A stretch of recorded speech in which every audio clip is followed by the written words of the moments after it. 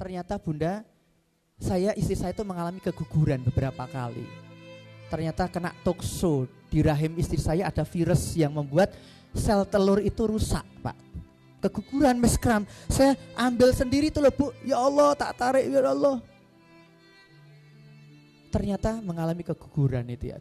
Ternyata bunda, ayahanda, memang ini penting sekali kita pahami. Banyak ibu yang sampai menikah sampai umur pernikahan 10 tahun enggak punya putra, enggak punya putri. Mungkin perlu dicek dulu rahimnya, jangan-jangan ada virus di situ yang harus dihilangkan dulu. Ya. Karena sejatinya seorang perempuan itu dikasih 2 sifat oleh Allah. Apa, Bu? Walud dan wadud. Mampu melahirkan, memberikan keturunan, ya, dan satu lagi adalah memberi kasih sayang. Jadi sebenarnya buktinya cukup banyak, Bu. Ono sing sampai 16 tahun nembe duwe anak juga ada, betul enggak? Tapi kadang ikhtiar kita yang enggak sempurna itu loh. Nyerah kadang itu loh, Bunda. Nah, ternyata Bunda, anak saya yang lahir pertama normal, tapi bisa membaca umur 7 tahun, Bu. Ternyata ada satu hal yang tadi saya lupa di sini. Ya, lupa, Pak. Tapi yang anak yang kedua saya enggak lupa. Praktekkan langsung sejak umur 4 bulan sudah kita bacakan. Nah, Bapak mau baca Quran sebentar sayangku cintaku, I love you, bismillahirrahmanirrahim. Dengarkan ya sayang.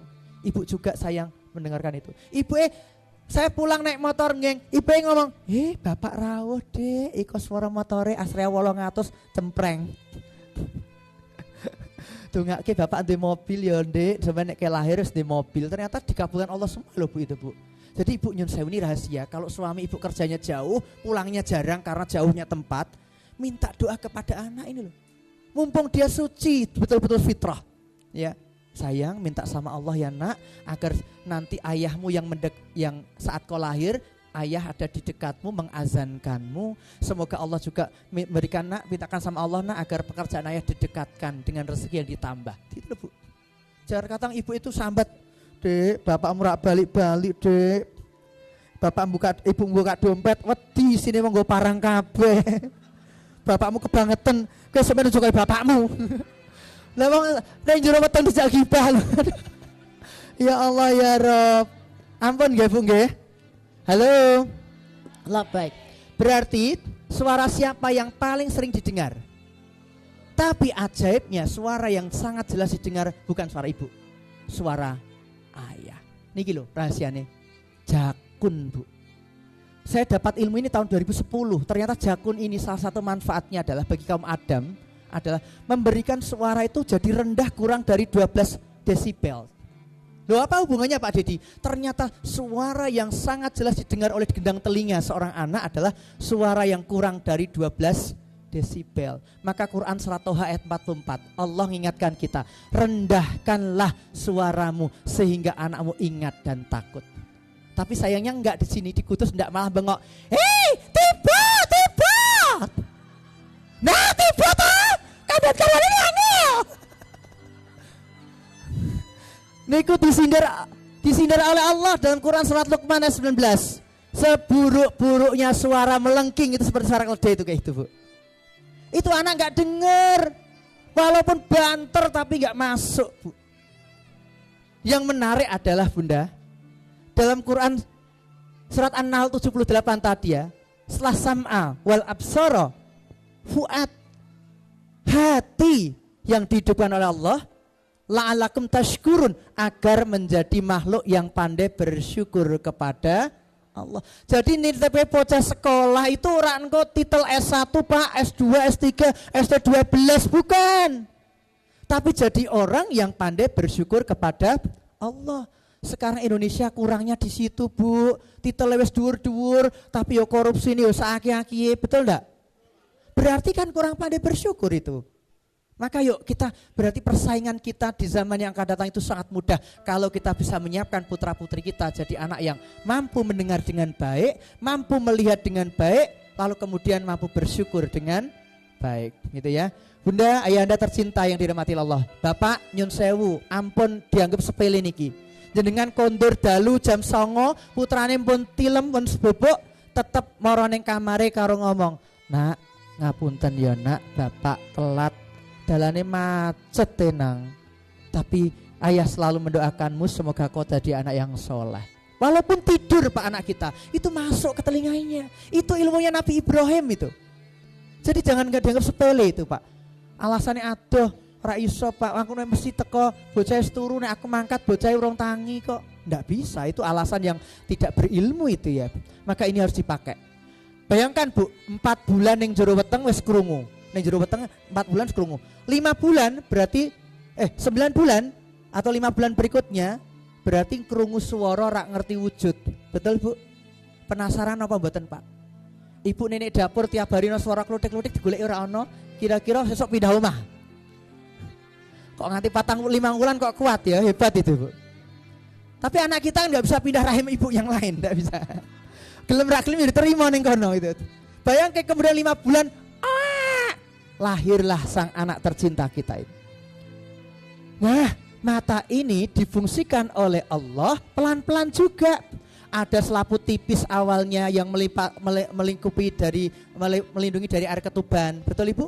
Begitu kena udara langsung robek sendiri, nggak perlu bubidan pakai cutter disilet seret, nggak perlu otomatis gitu ya. Nah, yang menarik jarak fokusnya antara 20-30 cm. LCD ini buatan manusia, jarak fokusnya tuh 2, 3, 4 meter. Tadi sebelum ditata ini diatur-atur Bu. Betul enggak? Diatur-atur dulu. Oh gak pas, oh gak pas, oh pas. Ini gaweane menungso. Tapi kalau mata buatan Allah enggak perlu dipijit-pijit mripate pas radik mripate. Enggak. Otomatis 30-20 cm tepat bisa melihat fokus. Maka tadi jawabannya kenapa ibu kok diminta ngekei ASI 2 tahun? Karena saat ibu memberikan ASI, pripun Bu ning ngekei ASI Bu? Ngek jel. Pripun Bu? Ngek jel. Ora sing zaman orang nggo ilmu ya. Ibu sing nganggo ilmu ini. Ngek uyek jel. Lah kok diuyek kenapa Bu? Ning jero ana termose Pak, banyu anget, ana susu bubuk, ana gula, diaduk sik engko ben enak. Karepe dhewe niki. Quran surat An-Nisa, ASI itu dari darah ibunya. Ojo diuyek, bangkai bar kerja arep aduh nanti loro kabeh kae malah diuyek. Nek pembuluh darah pecah, ASI nih malah mampet. Nek ora udunen ning jero, nek ora ning jaba Bu. Jadi ampun nggih Pak nggih, diajari bojone ampun diplek uyek karepe bapake. Mboten pareng. Cukup Bu dengan 2 langkah. Ngek. Jel. Nah, niku pas wajah bocah karo wajah ibune tepat 20-30 cm, betul ndak? Neng Kudus zaman biyen ibu-ibu ngudang, bocah ayu anake sapa? Nganti lali anake dhewe. Tak lela ledong dong. Sing ganteng niki putrane sinten? Anake mentil lang dicolke lah, anake sapa aku jane. Saking senenge ibuke ngajari maca tahap 2, mengucapkan apa yang dilihat anak. Iki ibu sayang, ini kamu, namamu Niskala Ahdan, artinya Niskala ini, Ahdan itu ini ibu nak, kamu umatnya Nabi Muhammad, kamu umat hambanya Allah. Jarang ibu ngudangnya teniki Bu.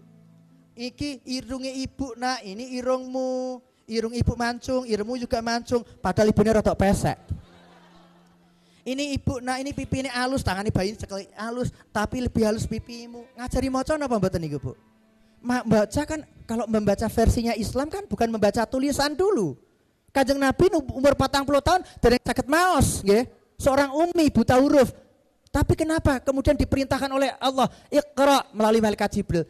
Mboten saged Jibril. Iqra, ndak bisa wae Jibril. Iqra bismi rabbikal ladzi khalaq. Dengan nama Allah, nama asma.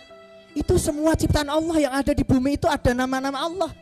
Jadi yang dibaca bukan tulisan, wong saat itu Quran juga belum ada. Bahkan Iqra jadi bagian dalam Quran, betul enggak? Nah maka kita jangan kemudian terburu-buru.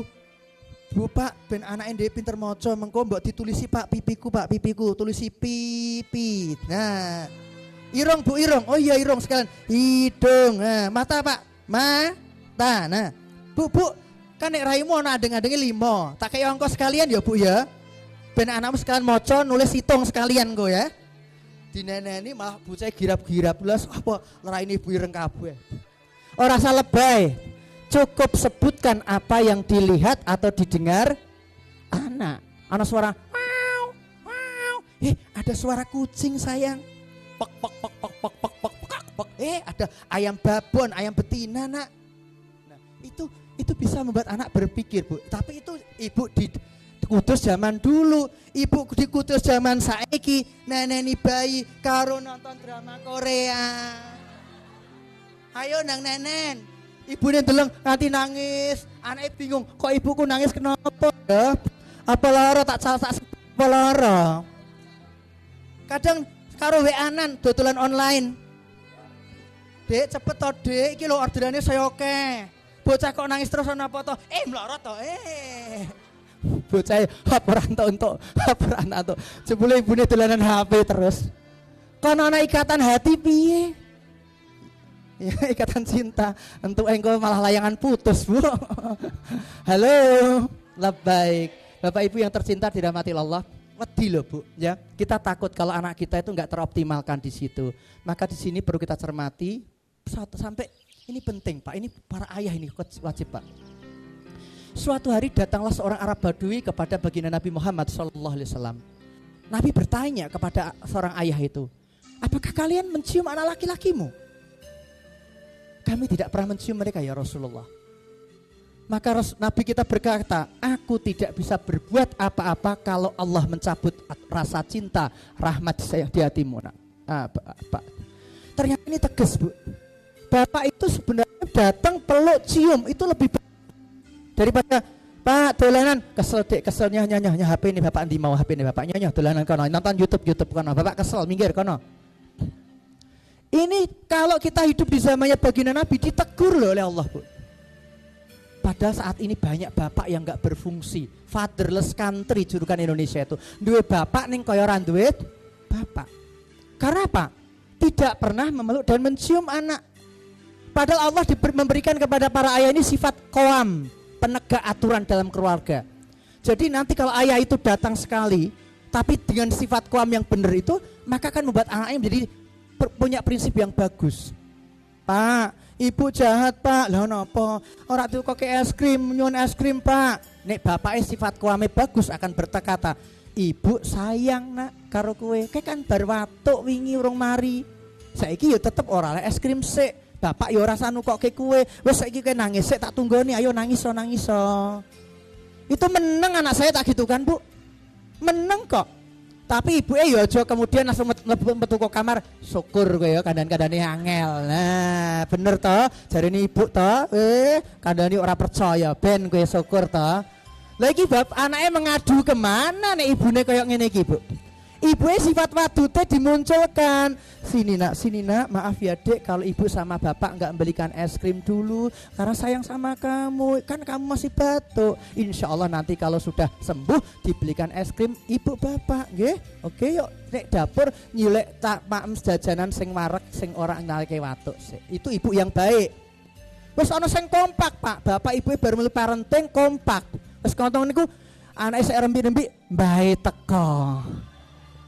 Ngapa le putunya mbah bar jipuk pensiunan sisan, Bu. Apa le es krim mbah, ayo ndarek mbah balik nggo sak karung. Mulane mbah niki harus ngikuti sunah Kanjeng Nabi mengingatkan didik bocah ora oleh tekan bocah minimal putu, berarti nek dadi mbah awake dhewe kudu tetep sinau karena mbah di seluruh dunia, kata Mr. Walker, overdosis kasih sayang pada cucu. Kenapa? Karena ternyata Pak, di alam bawah sadar para kakek nenek kita itu ternyata ada perasaan bersalah. Biyen mengabaikan anaknya waktu kecil, saiki waktu luang, duitku turah. Wes nggo putuku, neng sayange keliru malahan kemudian dikuape sak panjalukane dituruti kabeh. Maka kemudian generasi orang kaya di Indonesia itu rata-rata kecicitnya sudah mulai berkurang dan akhirnya menjadi miskin lagi di generasi berikutnya, Bu. Rata-rata kalau tidak mendidik dengan ilmu yang diberikan oleh baginda Nabi, Bu. Ya rata-rata demikian. Saya kan mertua saya dari Pekalongan, juga pengusaha semuanya dulu daerah sana itu. Itu rata-rata udah banyak yang mulai miskin. Kenapa? Karena anaknya dapat warisan ya kaya. Tapi karena dulu kemudian dia mendidik si cucunya dengan sak panjalukane dituruti kabeh, ternyata cucu itu kemudian tidak mampu mengerem mana nafsu yang sesungguhnya, mana yang merupakan kebutuhan dia. Nah ini menjadi problem Bapak Ibu. Maka ini Kanjeng Nabi mengingatkan ini. Tidak hanya satu hadis loh, ada yang lainnya juga. Ketika Nabi Muhammad SAW mencium Al Hasan bin Ali, di sisi Nabi ada Al-Aqra, bapak sing duwe 10 orang anak. Lalu Al-Aqra berkata, ya Rasulullah, aku punya 10 orang anak, tak seorang pun dari mereka yang pernah kucium. Rasulullah memandang sangat tajam kepada ayah itu. Barang siapa yang tidak merahmati, menyayangi mereka, maka ia tidak akan dirahmat. Ternyata Pak, seorang profesor dari Amerika Serikat namanya Profesor Gregory Slayton itu merilis penelitiannya bertahun-tahun. Anak laki-laki yang gak pernah dipeluk ayahnya memiliki kehilangan sifat laki-laki. Kolamnya hilang Pak. Nanti jadi laki-laki yang solihah. Laki-laki soleh. Orang gelem sholat ning masjid, orang pinter golek duit, orang iso mutuske keputusan dalam keluarga. Pak, iki apike awake dhewe nyumbange 100.000 apa 150.000 nggih Pak. Terserah Ibu mawon pun. Pak, anake ning MI apa ning MTS apa ning MTS apa ning pesantren Pak. Terserah Ibu mawon lah. Pak, bodone sesuk ning ngene Ibu apa ning ngene Ibu kono sing Ibu kene sik. Terserah jenengan lah. Ini bapak yang tidak mampu memutuskan. Itu akan membuat anak-anak yang laki-laki juga sama nantinya. Maka Bapak Ibu yang dimuliakan oleh Allah, harus kita jaga di situ.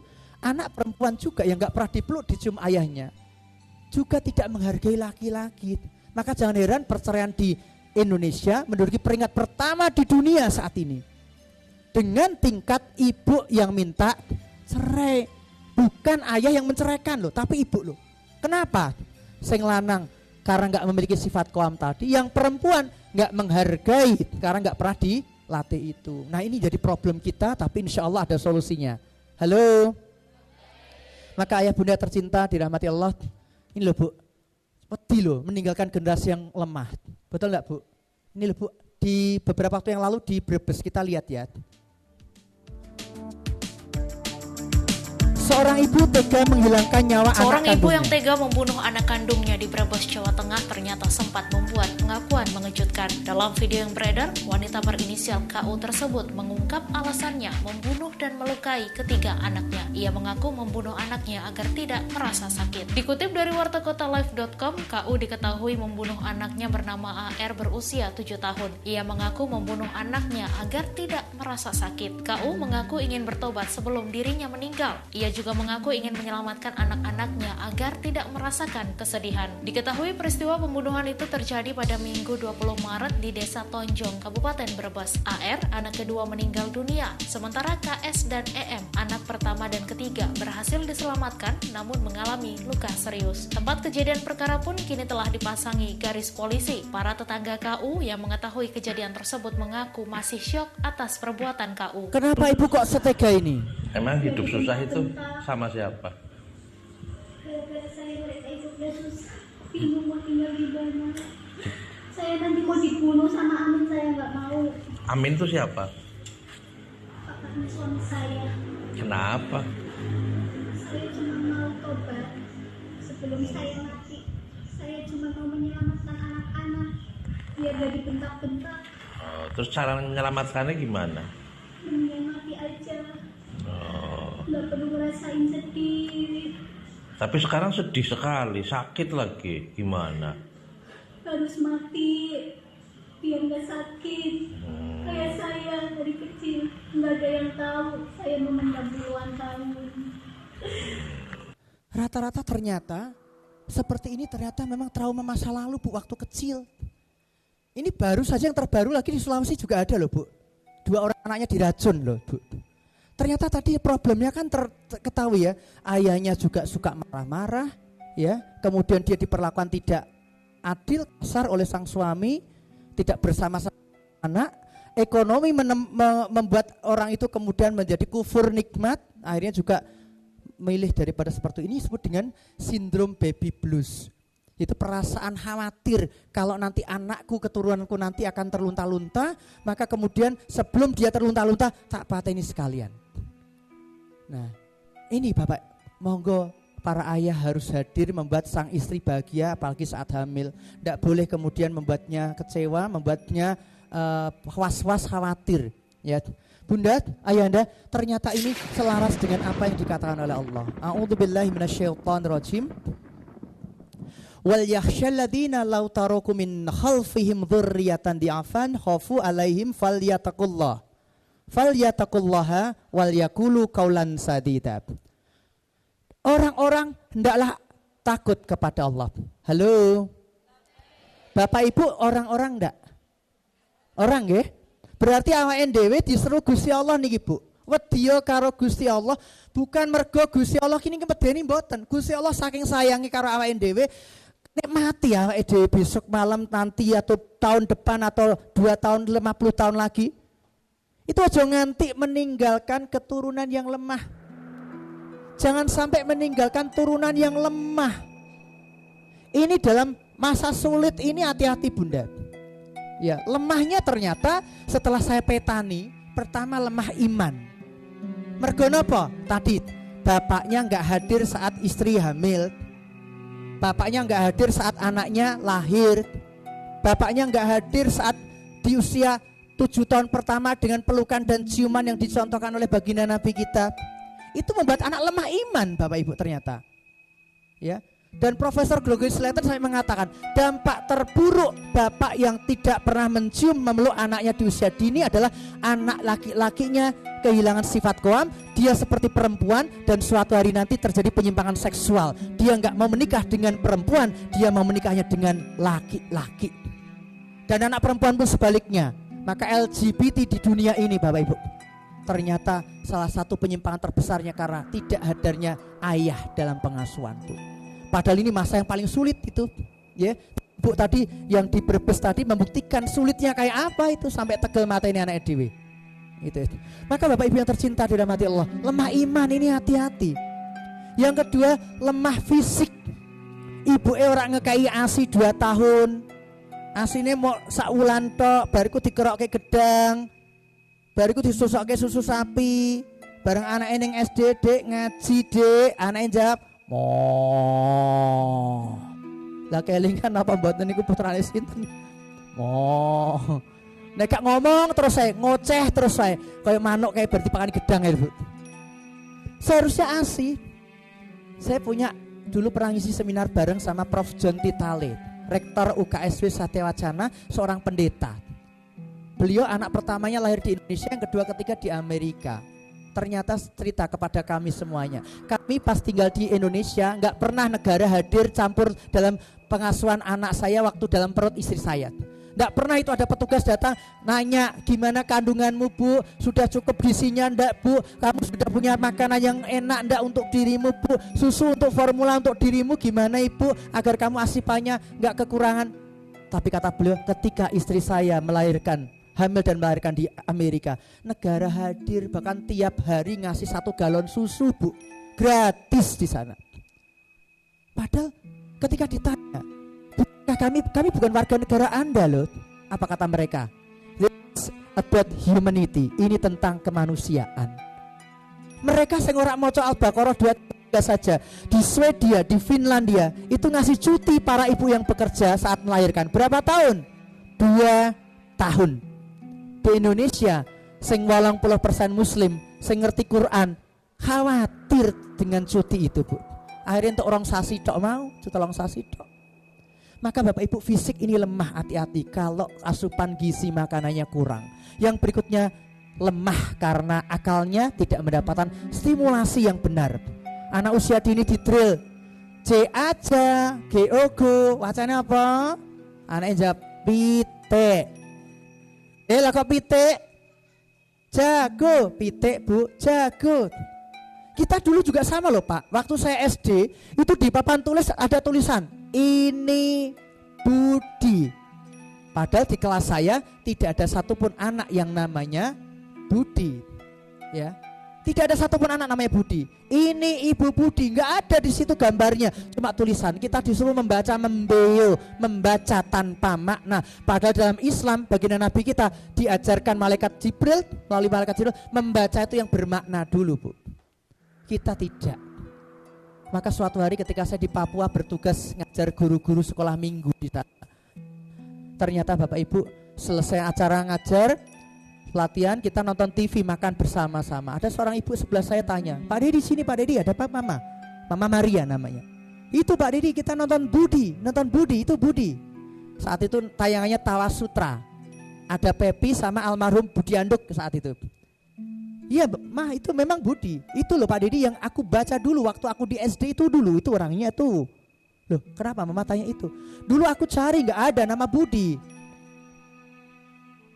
Ternyata Budi itu orangnya. Ya Allah, puluhan tahun orang ngerti sing jenenge Budi dibodoni negara Ibu. Harusnya kalau di Papua kan ini Agustinus, betul gak Bunda? Bukan ini Budi. Kita semua dari Aceh sampai Papua ini Budi. Budinya ada yang tanya, Bu guru ada apa? Budinya enggak masuk. Dek ini Budi, Bu guru itu papan tulis. Dek ini Budi, itu papan tulis Bu. Sing ketokan sapa? Gurune toh mengajarkan membaca tanpa makna itu. Maka ini berbahaya Bu, Pak. Eranya di masa ini jangan sampai sulit nih, penuh makna ini. Maka ini Bapak Ibu yang tercinta, resep dari Allah cuma 2. Fal yataqullah. Maka nanti dalam ilmu parenting itu cuma 2 tok Bu. Yaitu adalah kalau ada sesuatu masalah terhadap anak kita, introspeksi dulu, apakah kita sudah melibatkan Allah dalam pengasuhan anak kita? Apakah kita sudah menyebut anak kita dalam doa? Apakah kita sudah mengajarkan tentang Allah kepada anak kita? Apakah kita memberi contoh terlebih dahulu sebelum kita ngajak kebaikan? Dek, ayo sadzan, ayo sholat. Bapaknya kelirim HP. Lah bapak, kose kono, angkat. Ini tidak fal yatakullah. Fal yatakullah itu bapaknya sudah siap, wudhu selesai, pakai peci, sarung. Bapak sudah rapi, sayangku, cintaku, I love you. Ayo bareng sama ayah ke musola. Ayo ke masjid sama ayah. Itu anak kita pasti mau Ibu. Pak Dedi kok ngomong gitu? Yang saya sudah praktekkan kok Bunda. Anak saya TKB itu sudah puasa 30 hari full loh Bu. Ya. Kenapa? Karena umur 4 tahun sudah saya ajak puasa dengan cara sakarpe dhewe, tapi yang penting dia seneng dulu. Tapi lama-lama ternyata Pak Ayah aku coba ya, nanti akan puasa 30 hari. Coba Nak, ternyata mampu dia itu. Itu loh Bapak Ibu yang tercinta dirahmati Allah. Bapak Ibu, fal yatakullah, baru kemudian kita mengucapkan kata yang benar. Ojo diwalik. Nek diwalik sithik kacau nantinya. Fal yatakullah. Doa dulu, minta sama Allah, hadirkan Allah, ikutkan Allah, acara Allah bagaimana, melalui baginda Nabi kita contoh, baru kita mengikuti mengatakannya kepada anak kita. Cuma 2 itu tok ternyata parenting itu. Saurunge ngomong, perhatikan diri kita, wis bener apa urung pada konteks itu. Nek bener kabeh ora mungkin iso. Tapi pada konteks itu kita bisa. Maka Bunda khawatir anak kita terlunta-lunta. Anak saya nomor 2 mengalami gangguan Ibu. 7 bulan yang jero weteng, ternyata berat badannya enggak naik-naik. Di USG ternyata sirahnya gede Pak. Lingkar kepalanya 2 kali lipat dari anak normal. Apa kata dokter? Anak Bapak kena virus tokso di bagian belakang kepala. Ini gangguan nanti yang muncul saat lahir ada 2, ada 3 atau bahkan 4. Apa itu dokter? Yang pertama buta karena di sini ada saraf mata. Yang kedua di sini adalah juga saraf gerak keseimbangan, maka anak kemungkinan mengalami lumpuh, tidak bisa jalan. Yang ketiga hidrosifalus, kepala membesar, otak tertekan cair dan semakin kecil otaknya, alias nanti pasti akan bodoh. Kira-kira Bu diomongi dokter ngoten niku langsung iso turun apa mboten Bu? Nggak bisa tidur Pak. Tapi dokternya, untung dokternya kok baik dan beragama dengan baik. Tapi beliau kemudian memeluk saya, Pak dokternya ngomong gini, tapi Bapak nggak perlu khawatir karena itu prediksi manusia. Saya manusia, jangan tambah rukun iman Bapak yang 6 itu tambah jadi rukun yang ke-7, percaya kepada dokter spesialis. Saya jadi guyu Pak, arepe nangis jadi guyu Pak. Nah pripun Pak dokter, ikhtiarkan karena sesuatu yang belum nampak adalah gaib dan yang gaib adalah urusannya Allah. Ikhtiarkan. Ternyata Bunda, kami ikhtiarkan 2 tahun kami gak pulang kampung, pijet saraf tiap hari. Saya telepon rumah ibu, kula mboten saged wangsul lebaran niki. Ibu mertua saya juga saya telepon dereng saged. Lah napa niki mangke terapise adik. Semoga ibu bapak merestuinya. Ternyata mereka yang buat kejutan, lebarannya dipindah di tempat saya semua di Semarang. Alhamdulillah. Anak saya lahir Bu dengan kepala membesar. Sampai umur 6 bulan saya pijet matanya normal. Kemudian umur 8 bulan 10 bulan kepalanya yang pecis ukuran 11. Ya, ukuran 11 saya aja 6 Pak. Kemudian alhamdulillah jadi ukuran jadi 9. Nah, sampai sekarang ukurannya 9. Ini anaknya Bu, saya hadirkan ya. Bukan yang ini ding. Oh, anak saya laki-laki Kak. Nah, sebelum ke sini kita lihat Bapak Ibu yang tercinta. Khawatir kalau nasibnya terlunta-lunta. Kenapa? Ini loh Bu. Anak kita pulang dari PAUD kita tercinta, dari KBRA Muslimat NU ini. Ini pengen pamer dulu pada bapaknya. Neng banyak bapak yang gawe gawean di ning omah. Harapan kedua anak seperti ini kemana? Ke kakak. Kakaknya juga menjadi jamaah game yang taat. Harapan terakhir kapan ibunya juga jeng kuduge peng telur apa-apa wis apik lho iki ana kembarane. Iki anak-anak seperti ini patah hati, Bu. Ya. Ini yang disebut dengan yatim piatu rohani. Maka kalau kemudian sekolah kita tercinta hari ini menghentikan sejenak aktivitas di Ahad pagi ini Bapak Ibu semuanya, sejatinya kita sedang memberikan yang terbaik kepada putra-putri kita. Berikan tepuk tangan buat orang tua yang hadir hari ini. Tidak semua bisa hadir, maka lihat ini Bapak Ibu yang tercinta. Siapa sih yang tidak ingin putra-putrinya ini orang tuanya sehat? Siapa yang mau? Siapa yang mau sehat? Siapa yang mau sehat katakan saya. Neng ora munggah kelas ping 4. Ora sida. Pasti jaluke sehat plus cerdas. Siapa yang mau putranya sehat dan cerdas? Neng ngamukan bendino. Ora gelem, pasti tambahnya sing ceria dong, aja ngamuk-ngamukan deh. Ya toh? Dapat dikasih Allah. Mau? Seperti ini aneh sehat cerdas dan ceria mau? Tapi enggak mau ibadah. Enggak mau kita jaluke sing komplit, kreatif, berakhlak mulia, betul enggak? Sama Bu, anak saya tadi juga sama. Ya Allah, tapi kok ternyata analisis dokter kok demikian. Ini Bu, umur 3 tahun baru bisa jalan. Sirai gwedi Bu. Teman dia yang lahirnya hidrosifalus ada 11 orang di rumah sakit, yang 9 meninggal dunia. Ya. Ternyata Bapak Ibu yang tercinta, kenapa kok ada istilah sekarang 1000 hari pertama kehidupan menentukan masa depan anak. Yang kita itu menghindarkan anak dari stunting yang sekarang kita kenal. Padahal 1000 hari pertama kehidupan itu ya tepat 2 tahun pertama itu loh. Yang oleh Allah dalam Quran Al-Baqarah 233 itu diminta, nek ibu sebenarnya gelem nyusoni bayi ini, ya Pak, nek asine rak metu, didoti rak apa-apa wong jenenge rak asine rak metu, tapi tetap digendong gitu loh, dipegang gitu loh. Itu sejatinya sang ibu menjadi seorang dokter bagi anaknya, detektor untuk mengetahui apa yang terjadi pada putra-putrinya. Ini anak saya akhirnya bisa jalan Bu. Padahal kata berangkang selama 2 tahun setengah berangkang terus saya Bu. Ternyata bisa jalan dan kemudian tapi saya stimulasi ke pendengarannya dulu yang banyak. Saya ajak nyanyi, cerita, kemudian saya ajarkan juga ngaji dan sebagainya. Setiap hari 1 juz kita bacakan. Alhamdulillah Bunda bisa berjalan dan begitu gerbang rumah terbuka anak saya langsung keluar dan lari. Ini anaknya.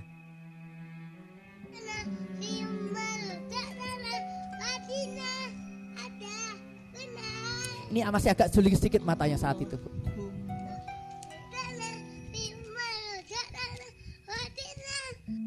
Mudah jatuh, kepalanya gede, betul enggak Bunda?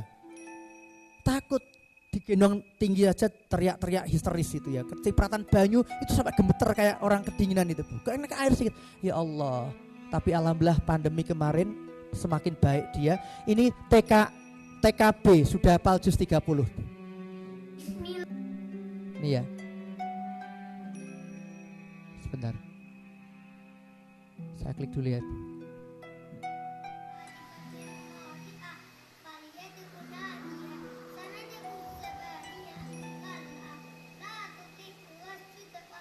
Kelas 4 SD kemarin dia hafal 4 juz, alhamdulillah mengalahkan yang lainnya Bu. Bahkan tidak hanya sekedar hafalan saja, dia juga goribnya juga bagus Bu. Semua tulisan anak-anaknya dibaca pendek kecuali ana-ba, ana-bu, ana-siya, al-ana-nila. Nah, alhamdulillah kemarin bisa mengalahkan kelas 6 dia. Sekarang hafal 5 juz sekarang Bu. cerita apa kata para dokter yang kemudian memeriksa kembali anak saya. Masya Allah, ternyata nek wong tua 2 tahun pertama di masa tersulit itu hadir dua-duanya. Saya memutuskan untuk tidak pergi kerja jauh-jauh loh Pak, 2 tahun itu. Cari yang dekat. Bismillah ya Allah, pasti ada rezeki kok. Sehingga saya bisa mendampingi bergantian. Saya sakit, saya memandikan anak saya. Bahkan dua-dua putra saya yang memandikan pertama bukan orang lain, tapi saya sendiri Bapak Ibu. Ternyata bisa kok itu kok. Cuma kadang kita orang tua itu ragu. Kenapa kita ragu? Saya pas di rumah nih, anak saya lahir itu subuh-subuh kan saya mandikan itu. Malamnya lahirnya malam. Begitu saya mandikan, di kaca itu banyak orang teriak-teriak. Hei, piye ta kuwi? Hei. Ini anak saya Pak. Ini anak saya kok. Leh, piye kuwi? Anak saya kok. Lah kok wani? Anak saya bukan anak gendruwo. Lah kok iso? Lah latihan toh, betul enggak Bunda? Lah nek ra pro latihan yo ngantek anake 12 yo ora tau ngedusi. Betul ya Bu ya Pak. Nah ini Bapak Ibu tercinta, ternyata jarine anake nek bapake nek kuru, anake kuru belum tentu juga anak iso lemu jebule. Jadi Bapak Ibu tercinta yang dirahmati Allah, ini yang ingin saya sampaikan. Nah, tantangan terberat tersulit di dalam pengasuhan itu pertama adalah apa Bu? Halo. Baik. Lingkungan paling abot. Tapi contoh yang paling ekstrem dicontohkan oleh Allah melalui baginda Nabi Muhammad SAW. Lahir lingkungannya elek loh. Nabi lahir di tempat suku Quraisy, ya, yang dimana orang-orang sana itu jahil. Nek dua anak perempuan dikubur urip-urip, ngomong elek, kasar, menyembah api dan sebagainya. Nyun sewu, niku lingkungan yang paling ekstrim napa mboten niku Bu? Ekstrim loh niku loh. Saelek-elek lingkungan zaman itu. Tapi Allah turunkan dan hadirkan seorang anak yang menjadi nabi di kemudian hari, penyempurna akhlak manusia. Tapi apa yang kemudian dilakukan oleh sang ibu? Sang ibu sebagai al-ummu madrasatul ula, Masya Allah, disetting oleh Allah sebagai al-alim yang maha berilmu, sing nyusoni ora ibune dhewe. Coba nek nyusoni ning kono Bu, tiap hari krungu elek-elek, deleng elek-elek, betul enggak? Tapi yang menyusukan seorang ibu yang ternyata tinggal di sebuah lembah yang tenang, seorang ibu bernama Halimatus Sa'diyah, ada sebuah peternakan perkebunan di sana. Ternyata konsep pertama dalam Islam adalah sterilkan lingkungan anak kita terlebih dahulu. Neng omah tontonane Tom and Jerry. Ya lah anaknya senengane gudak-gudakan, keplak-keplakan. Nek tua balas dendam. Betul enggak? Itu mempengaruhi loh Bapak Ibu. Ya. Tiap hari tontonane siapa itu ya? Ya, SpongeBob. Negeri Bikini Bottom, jenenge WLE Ball. Bikini Bottom, kan bapaknya, ibu alah ngono itu Pak. Loh ini setiap suara itu menjadi bahan baku bicara anak. Lah kalau krungune elek terus ngomongnya mesti elek, delenge elek, perilakunya ya elek, itu kan sudah sunatullah. Nah, maka Bapak Ibu yang dimuliakan oleh Allah, lingkungan ini harus kita sterilkan. Ibu, saat menikah eranya era digital. Pertanyaannya, niki lingkungan sekarang enggak jadi lingkungan anak kita enggak? Lingkungan bermain enggak ini sekarang Pak? Lingkungan bermain sudah di password apa belum HP-nya? Password itu bagian dari kita nanti untuk menata aturan pada anak. Bu, password jenengan adalah tanggal lahir suami. Bapak juga sama, tanggal lahir istri. Tujuannya apa sih Pak Dedi? Selain password ini nanti untuk mengontrol anak agar tidak gledak langsung dicipuk, ibune nenekne anake sing cilik, HP-ne digawa anake sing sijine karena tanpa password. Betul enggak? Passwordnya kenapa kok tanggal lahirnya suami, Bu? Biar yang mengucapkan selamat ulang tahun pada suami dan jenengan bukan mantannya terlebih dahulu. Karena Facebook saya itu 6.000 orang. Ya, 5.000 atau 5.000 ya? Apa 6.000 ya? Itu hampir sebagian pesanan ibu itu ya. Itu ternyata saya pernah survei, itu yang mengucapkan pertama kali selamat ulang tahun bukan suaminya, mantannya. Ana sing dua-duanya suami istri teman saya. Ternyata ning wole pas istrinya ulang tahun bukan suaminya yang ngasih ucapan tapi mantannya. Langsung tak japri bojone, kalau bojomu ulang tahun ndang gage kei ulang ucapan kalah dhisik karo mantane, salahmu dhewe. Lali aku lha kok lali, kelingan kowe mantanmu sing kelingan. Problem ini Bunda. Nah, di password kemudian disterilkan dulu. Caranya pripun, Bu? YouTube harus di password. Ya. Buka YouTube, kanan atas itu ada titik 3 atau gambar foto kita, diklik. Pilih kemudian setelan atau setting. Setelah diklik ya. Kemudian dipilih umum atau general, klik. Nah, dicek mode terbatas. Astagfirullahaladzim, ternyata HP ku belum terpassword ini yang mode terbatas. Tak klik dulu mengko nek anakku nonton Ipin Upin ben entuke mong Ipin Upin, ora Ipin Upin sing liyane. Itu kan data terbaru dari Kak Seto kan, anak nonton pornografi karena tidak sengaja. Dari mana? HP ibu bapaknya. Di mana? Di rumah. Berarti sing blondroke sapa? Wong tuane. Maka sterilkan ini terlebih dahulu. Nek di rumah ada wifi, pasang parent controlnya. Itu bagian dari kita mencintai anak kita. Pak, nek digawe mode terbatas ora iso ndeleng berita politik ya Pak. Komentar-komentar juga nggak bisa. Mengko nek anake wis turu dibuka rak popo, Pak, aku pengen ngrungokke berita politik. Oh, ternyata PSSI, tuh ternyata ini jadi politik kabeh sekarang. Menjelang 2024 kabeh jadi politik ya. Halo. Maka ayah bunda yang tercinta dirahmati Allah, konsep pertama adalah sterilisasi lingkungan. Yuk kita lihat ini bersama-sama Pak. Ini penelitian ilmiah. Ada sekelompok anak dibagi 3. Yang kelompok pertama melihat ini. Kita lihat. Kelompok pertama melihat seorang pemuda masuk ke ruangan lalu memukul, blak, menendang sambil berkata-kata, aku benci kamu, aku gak suka kamu, aku gak sayang kamu. Dipukul itu. Kelompok kedua melihat seorang pemuda masuk ke ruangan memeluk dan mencium sambil mengatakan, aku rindu padamu, aku sayang padamu. Nih, lihat wajah anak-anak ini. Kelompok ketiga masuk ruangan lalu duduk main HP. Apa yang terjadi dengan anak-anak ini? Subhanallah, Bapak Ibu, Maha Suci Allah. Ketika semua anak ini masuk ke dalam ruangan yang sama tanpa disuruh, otomatis ternyata anak di kelompok pertama langsung memukul, menendang, mengambil pedang mainan, mengambil pistol mainan sambil berkata-kata kasar, ku bunuh kamu, dor, ku tembak kamu, dor. Padahal tadi contohnya gak ngomong gitu. Dari 9 anak yang masuk yang melihat tadi, Masya Allah, Subhanallah ya, 7 anak menjadi anak yang memiliki agresif perilakunya, suka ngeplai kancane, suka jiwit, suka mukul dan sebagainya. Kelompok kedua lihat, ternyata anak ini juga memeluk dan mencium boneka itu.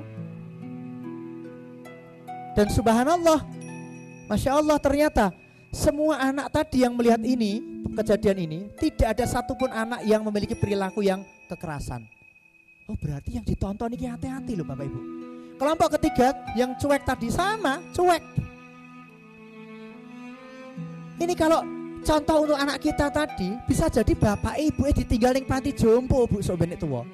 Atau kalau enggak, lebaran 30 kali lebaran enggak pulang-pulang. Anaknya alasannya karirku Pak, aku lagi sibuk Pak Bu, bisnisku lagi tenanan iki Pak, nek tak tinggal kowe maneh-man. Dek, bapak loro, mengko Bu nggih nek bapak wis.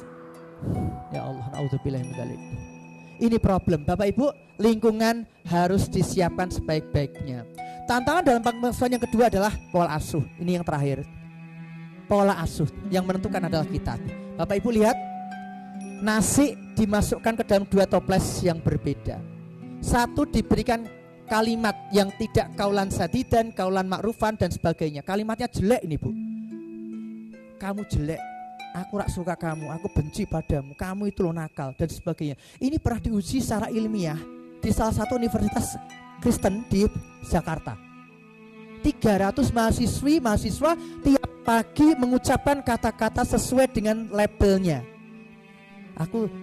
Kamu jelek, aku gak suka padamu, aku benci padamu, pokoknya gak mau teman sama kamu, kamu nakal dan sebagainya. Yang satunya dipisahkan di tempat yang jauh dan diberi kalimat yang baik. Aku mencintaimu, aku sayang padamu, aku merindukanmu. Ternyata Bapak Ibu yang dimuliakan oleh Allah, 14 hari, 2 pekan terjadi perubahan yang sangat dahsyat. Ini hasil nyata loh Bapak Ibu. Ternyata begitu dibuka toples ini, aromanya seperti comberan busuk, tapi anehnya yang ini seperti ada tapenya, raginya. Padahal gak dikasih ragi sama sekali. Bayangkan kalau benda mati yang tiap hari dikatakan bocah kok nakal. Nakal tenan Bu. Maka ibu, lisan ibu ada doa loh. Contohlah seorang ibu ulama kontemporer saat ini yang orang ulama itu masih hidup di sana, di Mekah Bapak Ibu. Ternyata seorang ibu itu pernah berkata kasar Pak. Bayangkan Bu, Pak, malam-malam suaminya menyembelih sapi muda. Tradisi di Arab itu ana tamu itu disuguhi sing enak-enak Bu, apalagi saudaranya. Ternyata setelah dimasak, pagi-pagi anaknya mengambil pasir dan nyaur ning pakanan sang dindebat ibu. Kira ibu ini dadi wong tuane marah ndak Bu? Masak enak-enak kok disaut pasir. Ibunya lari dari dapur mengejar anak itu sambil berkata, "Sana pergi, ibu laknat engkau jadi imam Masjidil Haram." Terlanjur ada kata-kata laknat engkau, tapi ditambahkan dengan doa, "Ibu laknat engkau jadi imam Masjidil Haram." Dan ternyata anak itu sekarang menjadi imam Masjidil Haram. Itu kisah siapa Bu? Syekh Abdurrahman As-Sudais. Kalau khutbah beliau selalu mengawali dengan cerita yang indah itu. Yang di depan ini adalah anak yang pernah dilaknat ibunya dengan doa. Jadi pelajarannya apa Bu? Ibu nek melanat anak dengan doa. Nek perlu bertahajud tulis sik, anakku seneng mobil-mobilan. Oh berarti ya Allah semoga nanti menjadi penjual atau pengusaha otomotif yang sukses, ahli sedekah. Oh anakku kok seneng ngomong terus wae. Oh menjadi juru dakwah yang menyampaikan ilmu dengan baik, hafal Quran dan sebagainya. Tulis kabeh Bu nek perlu Bu. Nah begitu anaknya berulah bandel toh, Rene. Sana pergi. Jadi apa ya? Saya sebentar catatannya dia. Catatannya Dek. Bocah kabur. Ya jangan seperti itu ya, artinya sederhana saja, yang penting kita ucapkan dalam doa gitu ya Bunda ya. Kemudian lagi Bapak Ibu tercinta, pola asuh ini penting sekali kita lakukan nantinya. Nah, nek Quran cuma 4 pelajaran dari Luqman. Luqman juga bukan seorang nabi, tapi seorang manusia yang dapat hikmah dari Allah, tapi dijadikan contoh untuk kanjeng Nabi kita loh. Ya, Nabi kan diceritakan tentang ini, berarti kan Nabi belajar dari kisahnya Luqman, betul enggak Bu? Masya Allah, Luqman itu memberikan 4 nilai terbaik dalam pengasuhan yang di Islam itu menjadi penentu. Pertama, tauhid. Jangan sampai ditawar. Pokoknya nek goleknya sekolah ya sekolah Islam Bu. Ya. Nek enggak gimana Pak Dedi? Nek enggak berarti jenengan harus siap waktunya untuk mendampingi. Karena memang penentunya bukan sekolah sebenarnya, tapi orang tua dalam pengasuhan itu gitu ya. Karena sekolah adalah wasilah, perantara saja. Pesantren juga hanya perantara saja. Belum tentu berhasil kalau orang tuanya nggak mendukung. Maka tauhid ini nomor 1 Bapak Ibu yang mulia. Ya, semua karena Allah. Kemudian yang berikutnya birrul walidain. Maka di usia KBRA, nek anak-anak diajari ngelepas sepatu oleh ustadz ustazahnya, neng omah yo diajari. Neng kene diajari nyuci piring, neng omah yo diajari nyuci piring, karena bagian dari mendukung birrul walidain. Karena nanti di 7 tahun kedua baru mulai terasa Pak. Ya, itu harus dari pembiasaan di PAUD, di SD menjadi kebiasaan, 7 tahun ketiga menjadi akhlak atau karakter itu sendiri. Nah yang ketiga, ternyata dalam Quran surat Luqman itu sholat. Tapi sebelum sholat pasti ada toharoh. Maka fikih pertama yang kita kenalkan adalah toharoh ya. Sayangnya yang menerapkan toharoh itu bukan Indonesia yang paling tinggi. Jepang nomor 1 Pak. Jepang itu gak ada TK, SD, SMP, SMA, kantor sing ono cleaning service gak ada. Karena semua anak diajari untuk mencintai kebersihan ya. Kamera ketinggalan di stasiun Jepang 10 jam balik isih ono ning kono, padahal wong ya wakiri-wari Bu.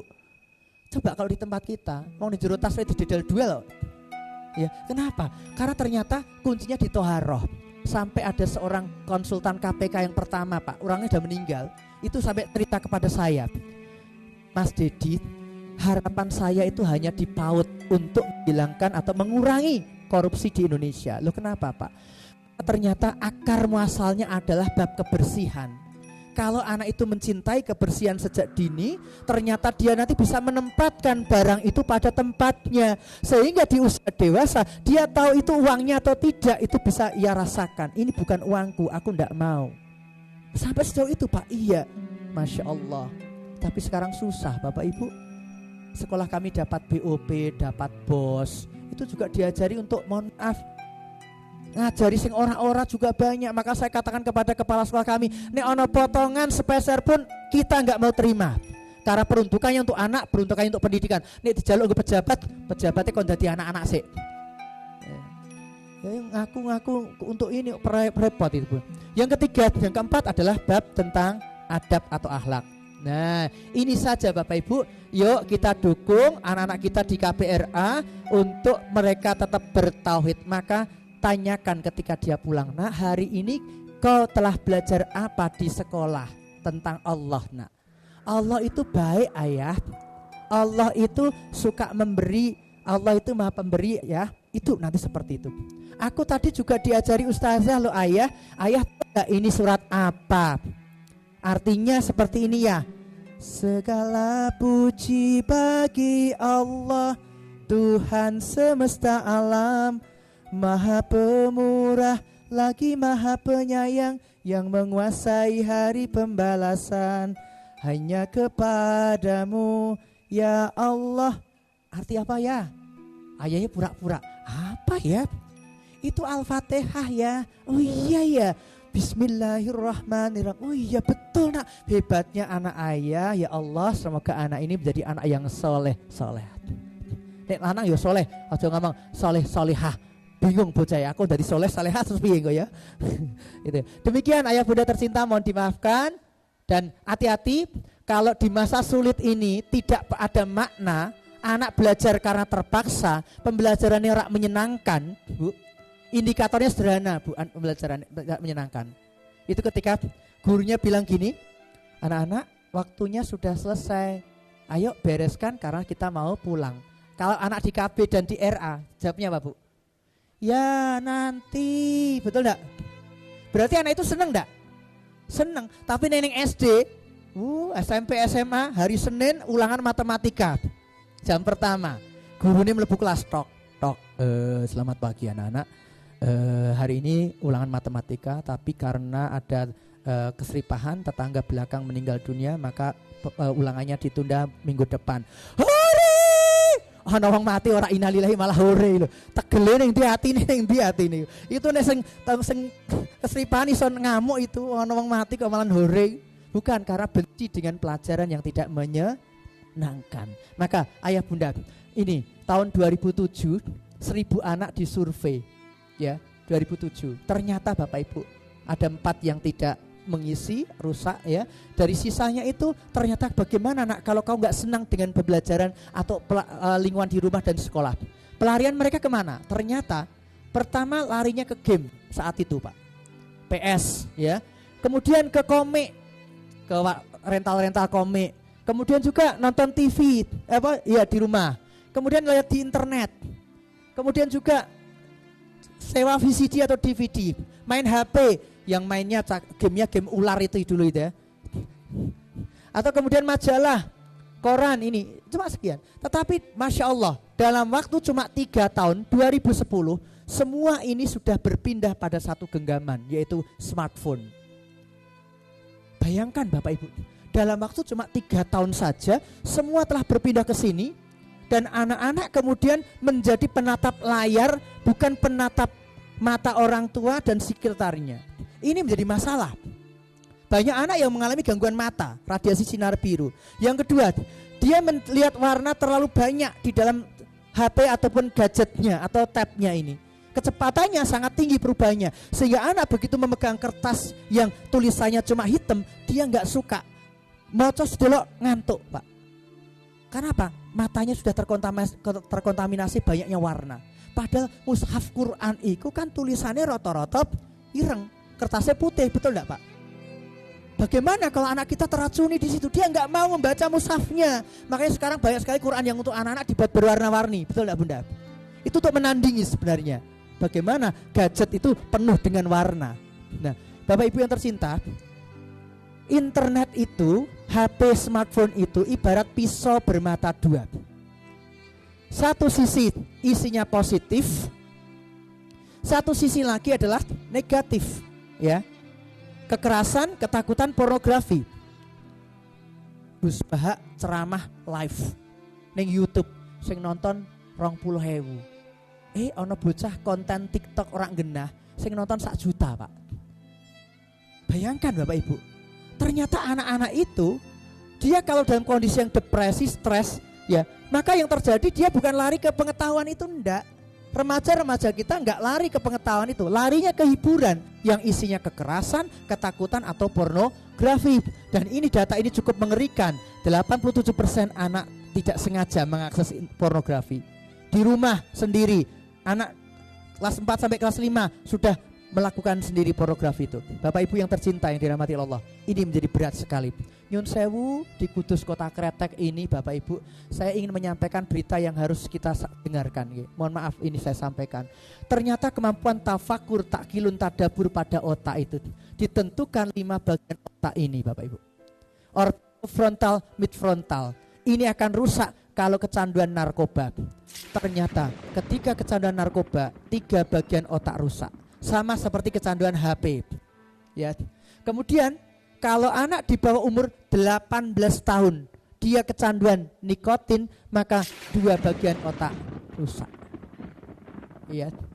Kebetulan Pak Kiai saya semang merokok, tapi selalu saya tanya Pak Kiai, kula boleh nyontoh ngerokok napa mboten? Ternyata jawaban beliau, nek nyontoh aja ngerokok kutok kabeh dicontoh loh ya.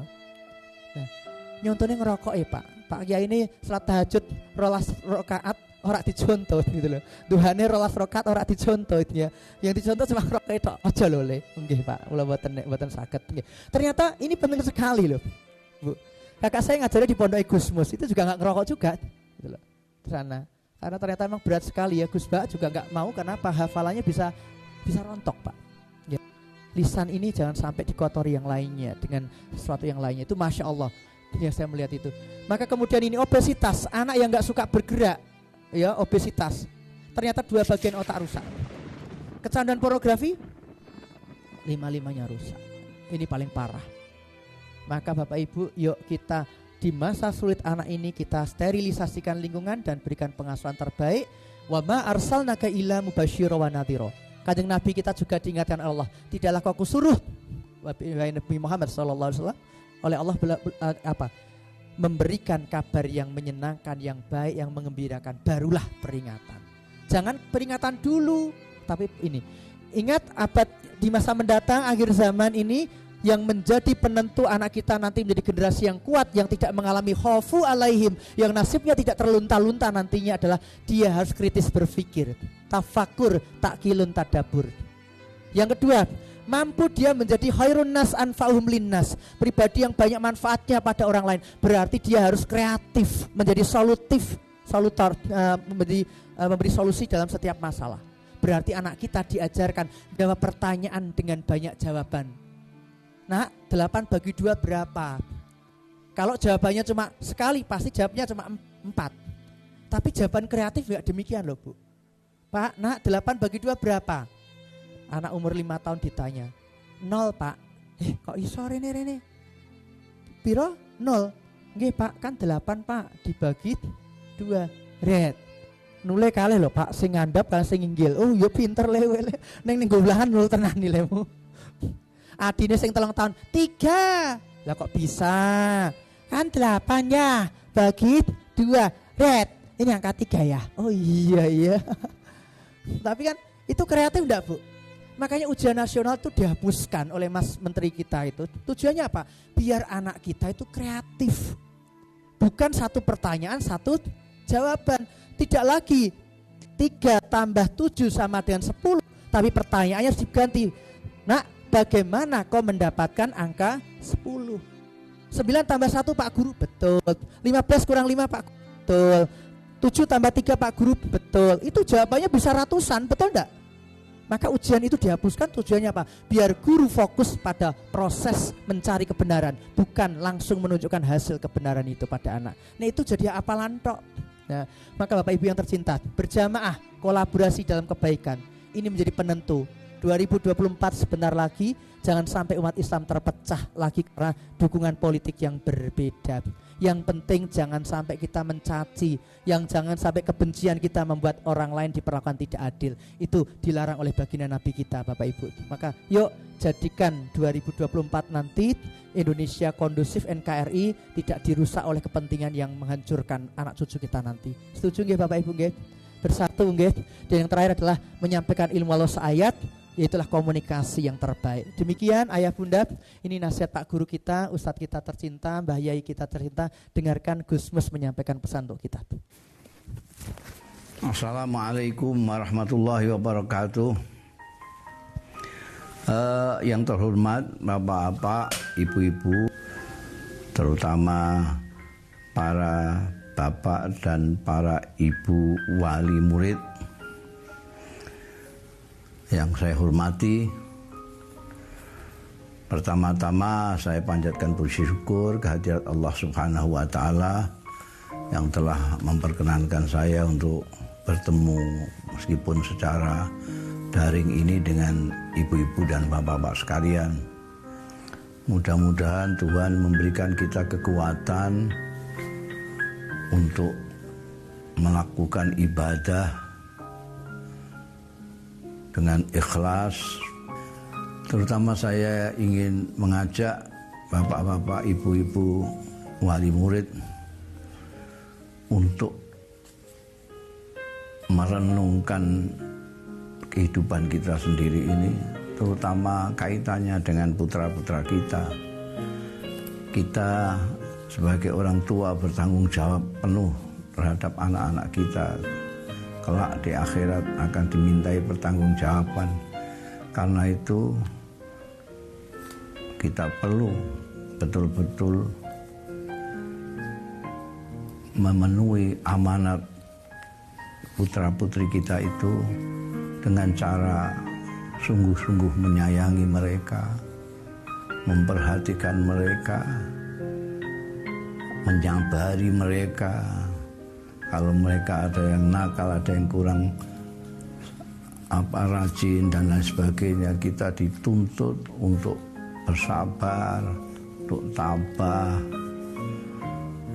Indah sekali apabila bapak-bapak, ibu-ibu sekalian mempunyai waktu cukup untuk anak-anak Anda, generasi yang akan datang, dengan kasih sayang, dengan perhatian yang penuh, yang menjadikan bapak dan ibu sebagai tumpuan dari anak-anak bapak.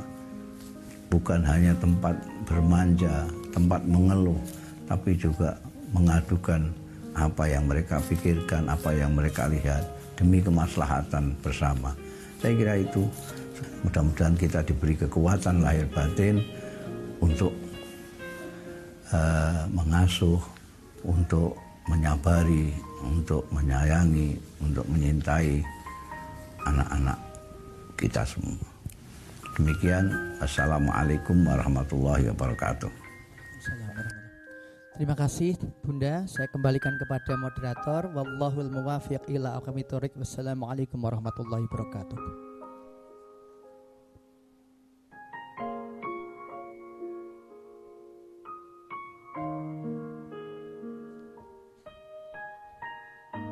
Terima kasih kepada Bapak Didi Andrianto Sarjana Sosial. Untuk acara selanjutnya yakni sesi tanya jawab nggih. Monggo ayah bunda yang ingin bertanya bisa untuk berdiri.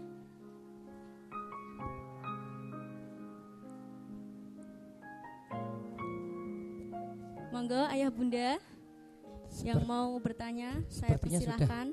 Sudah jelas ya. Kalau saya jelas saya mau pulang. Gimana ayah bunda? Ada yang mau bertanya? Masih ada orang? Masih ngantuk.